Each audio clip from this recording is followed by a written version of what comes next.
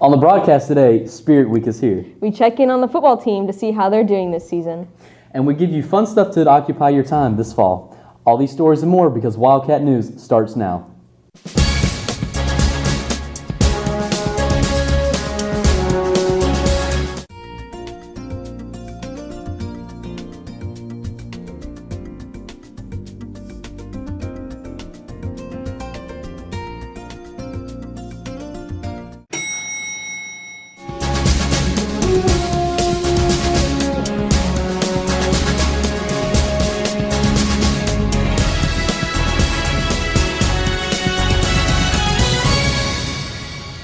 Good morning, West Johnston. I'm Jarrett Spann. And I'm Marissa Green with this week's episode of Wildcat News.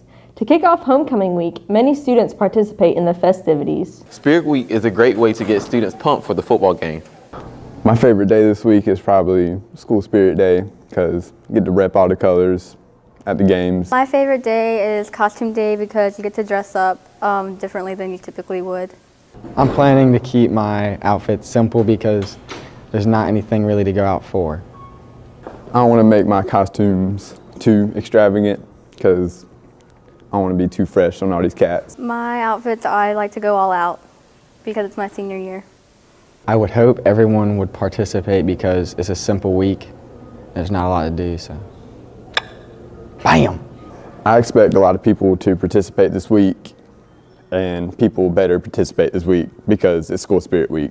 My favorite thing about Homecoming Week with Spirit Week is the participation of all the classes and just the energy leading up to the game on Friday. Spirit Week gets me pumped. I'm ready. I'm Jowann Holder, Wildcat News. Thanks, Jowann. Did you see some of the football players' outfits for Costume Day? Yeah, the Reno 911 officers were hilarious. Speaking of football players, the football team is now 5-2 and making a strong run towards the playoffs. Some of the starters tell us more. And here come your West Johnston Wildcats. West Johnston football has worked hard since the beginning of the season. We asked Cameron Williams and Tyrone Jones-Benson to see how they've done so far this season. We've done amazing this season. We done played as a team, started winning more games than usual, got a better record this year. You know, I feel like we done very well this season. You know, we played two pretty good hard teams that we ended up losing to, but I feel like we've pushed very hard from that, and we haven't dwelled on that, and you know, as long as we keep pushing, keep fighting, you know, we're going to do great. We asked Williams, Jones-Benson, and senior Josh Collier if they believe West can make a playoff run. I believe we're gonna win this out. We're gonna take this W home. I think we're gonna do pretty good. I mean, our team's strong this year, and we fight till the end, so I don't think we're gonna give up at all. You know, I truly believe, you know, we're gonna make it to the playoffs. You know, we've been doing great. We done played great teams, and I think we're gonna go far in the playoffs. Yes, sir, I do. Jones-Benson talks about how he has grown as an athlete. You know, I think I've grown pretty well as an athlete coming here, you know, transferring from a defensive player to an offensive player. I feel like I've grown in a large percentage, and I just want to continue to be great for my team, get it cracking. We asked Williams and Collier about how the team has grown since last season. We've grown a lot. Everybody's starting to be cool with each other. We've been friends. We just bonding real good. We've grown really, together. We're more of a family than anything now. Like, all the seniors, we've been playing together for a long time, so we bonded really well. I'm really excited for the homecoming game this Friday. Wow, I sure am hungry, Jarrett. Well, let's see what Ashlynn and her special guests are cooking up in the kitchen.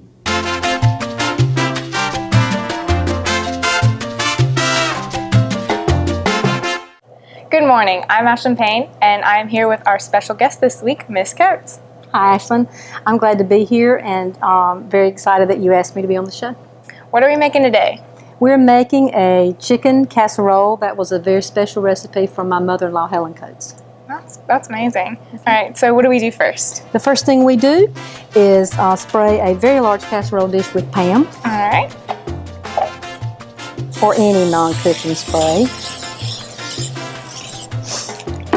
And into that, you're going to dump 2.5 cups of seasoned yellow rice. And then just pour it in. Pour it in. Then just kind of shake it around to level that up. There you go. Okay. Okay. The next step would be in a small saucepan to saute 1 green bell pepper that you've diced, 1 yellow onion that you've diced, and then stir in that 1 can of fire roasted diced tomatoes. Okay. And then we just pour it in? While that's stewing, you will also cook chicken. I use chicken breasts. You cool those and break them into small pieces, as we've already done here. The next thing you'll layer is the chicken on top. So you put the chicken on top of the rice. And how much chicken is this? This is about 2 large chicken breasts. If you're feeding a lot of people, you can throw in a 3rd one, but this is 2. Does that look good? That's great. And then you take your green peppers, tomatoes, and onions that you've sauteed and just spoon over the top. Okay. And how long do you saute these for? About 10 or 15 minutes until they're soft. Okay. And then, since we have 2.5 cups of rice, you will have twice that much chicken broth. Each of these cans is 1 1/4 cups. So put each can and do a good rinse so that you end up with 1.5 cups out of each can. All right. There we go. Pour over the top. Now you will cover that with foil tightly and bake it in a 375-degree oven for 1 hour.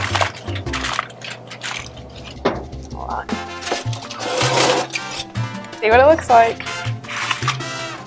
Wow, that looks great. That's beautiful. It's really good, and it's really pretty at Christmas. And if you want to see this recipe and more, go on to wildcatscratchpost.com. You can see these and any of the other ones we've made on Cooking with Ashlynn. Have a great week. That looks so good. You know what else looks good? What? The amount of talent at the musical auditions. Katherine Serrell tells us more. Last week, auditions for the 2015 musical were held. Students who auditioned tell more. On Tuesday and Wednesday we had our auditions, and then they'll have callbacks later on when they find out what show we're doing, and then from then they'll decide who their leads are going to be.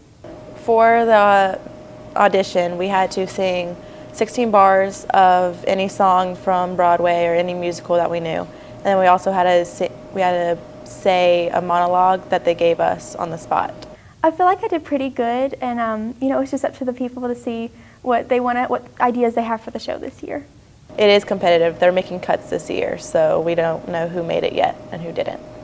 The way that they are choosing people are by their acting ability and their voice and how they can sing.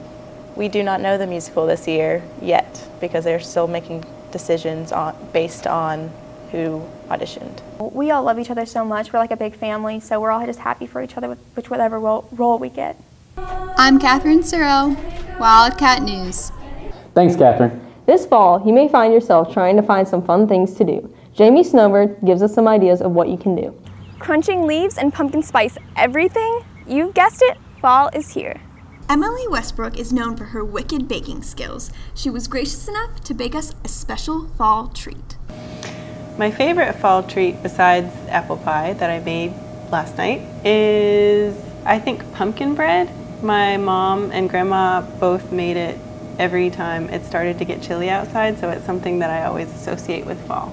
Sweater weather is my favorite thing about fall, and being able to bake and making my house warm with a warm oven that smells really good with something delicious. My favorite fall activity is probably reading with a cozy cup of coffee when it's chilly outside, and a sweater and slippers. Another fall favorite is getting lost in Ken's corn maze. We caught up with the man himself. This is our 17th year of running Ken's Corn Maze. All of our activities brings people here. We have the 6-acre corn maze with a little bit over 2.5 miles of paths. We have the rope maze, straw maze, corn barn, hay barn, miniature golf, playground equipment, hay rides. We have a lot of stuff. Get lost in our 6-acre corn maze. We spoke with several pumpkin pickers to find out what makes the perfect pumpkin.